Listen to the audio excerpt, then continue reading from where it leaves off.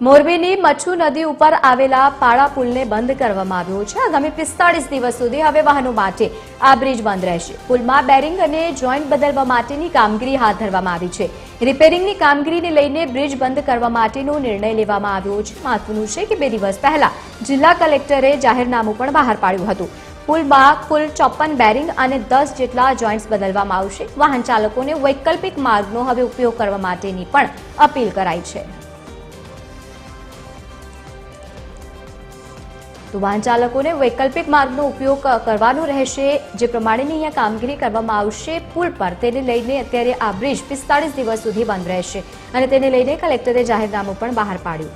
મચ્છુ નદી ઉપર આવેલ આ પાળા પુલને બંધ કરવા માટેનો નિર્ણય લેવામાં આવ્યો છે। વધુ માહિતી સાથે સંવાદદાતા રવિ મોટવાણી જોડાયા છે। રવિ, 45 દિવસ સુધી બ્રિજ બંધ રહેશે, કેવા પ્રકારની સમારકામની કામગીરી? જી લવલીન, જરૂરથી જણાવી દઉં, રાજકોટ મોરબીનું જે મચ્છુ નદીનો જે પાડા પુલ છે તે મોરબીના સામાકાંઠા અને આ કાંઠાને જોડતો એક મહત્વનો પુલ છે।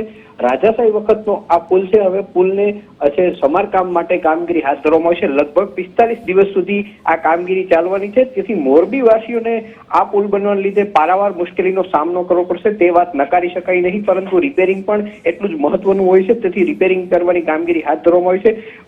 પુલની રિપેરિંગની વાત કરવામાં આવે તો જે એના ગાળા છે તેને બદલવામાં આવશે, સાથે સાથે જોઈન્ટ પણ બદલવામાં આવશે। છેલ્લા કેટલાય વર્ષોથી આ જૂનો પુલ છે, જો ભવિષ્યમાં કોઈ અકસ્માતની ઘટના ન બને તેના માટે આ રિપેરિંગની કામગીરી શરૂ કરવામાં આવી છે। પરંતુ આ બે કાંઠાને જોડતો મહત્વનો પુલ હોય, સાથે સાથે સામાકાંઠે અત્યારે ઓવરબ્રિજનું પણ કામ ચાલુ હોય, જેથી રોજ લોકોને આ ટ્રાફિકની સમસ્યા સહન કરવી પડે છે। પરંતુ પુલની કામગીરી શરૂ થતા વધુ ટ્રાફિકની મુશ્કેલી થશે તે વાત નકારી શકાય નહીં, પરંતુ અકસ્માત ભવિષ્ય ન બને તેના માટેના પુલની રિપેરિંગની કામગીરી હાલ હાથ ધરવામાં આવી છે। જી લવલી, બિલકુલ રવિ, આભાર સમગ્ર માહિતી સાથે જોડાવા બદલ। તો રિપેરિંગની કામગીરીને લઈને 45 દિવસ સુધી બ્રિજ બંધ રહેશે।